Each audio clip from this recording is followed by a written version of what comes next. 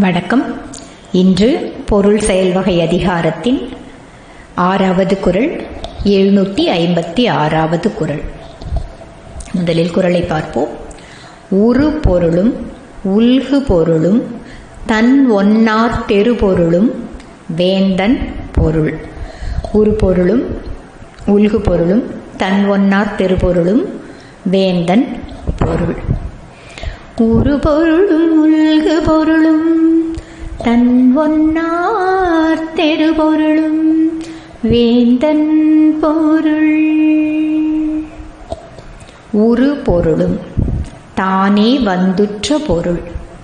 உல்கு பொருளும் சுங்க வரி மூலம் வரும் பொருளும் தன் ஒன்னார் தெருபொருளும் தன் பகைவரை வென்று திரையாக கொள்ளும் பொருளும் வேந்தன் பொருள். அரசனின் செல்வமாகும்.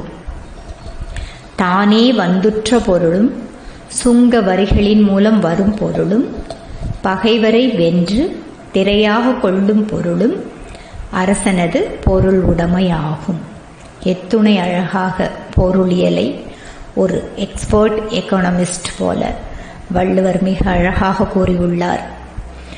ஒரு நாட்டினை வழிநடத்த அரசனுக்கு பொருள் உடைமை தேவை. அந்த செல்வமானது அவனுக்கு 3 வழிகளில் வந்து சேரும் என்கிறார் வள்ளுவர். முதலில் உரு பொருளும் தானே வந்துற்ற பொருள். இதை ஒரே சொற்றொடரில் வள்ளுவர் கூறிவிட்டார். இதற்கு அறிஞர் பெருமக்கள் பல அர்த்தங்களில் வகைப்படுத்துகிறார்கள்.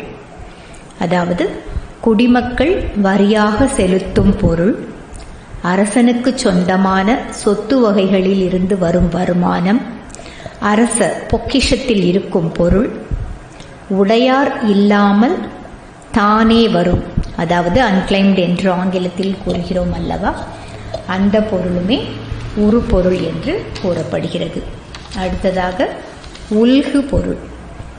அக்காலத்தில் அரசனின் முக்கியமான வருமானம் வெளிநாட்டினரும் உள்நாட்டினரும் தாம் வணிகம் செய்யும் பொருட்டு அரசுக்கு செலுத்த வேண்டிய சுங்க வரியே இங்கு உல்கு பொருள் எனப்படுகிறது. அடுத்து தன் ஒன்னார் தெருபொருள்.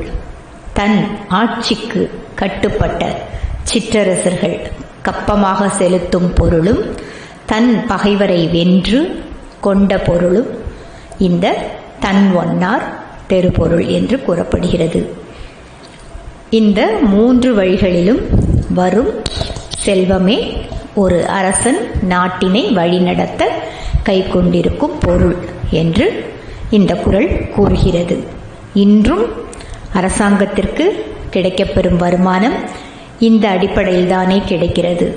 மக்களிடமிருந்து பெறப்படும் வரி, அரசுக்கு சொந்தமான நிறுவனங்கள், சொத்துக்களிடமிருந்து பெறப்படும் பணம் மற்றும் ஏற்றுமதி இறக்குமதி வரிகள் என்று இக்காலத்திற்கும் பொருத்தமாய் நம் குறளின் மொழிகள் இருப்பது பெருமிதம் கொள்ள வைக்கிறது.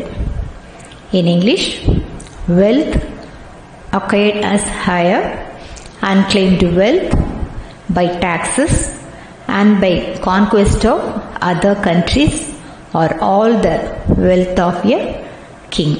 மீண்டும் ஒரு முறை குறளினை பார்ப்போம்.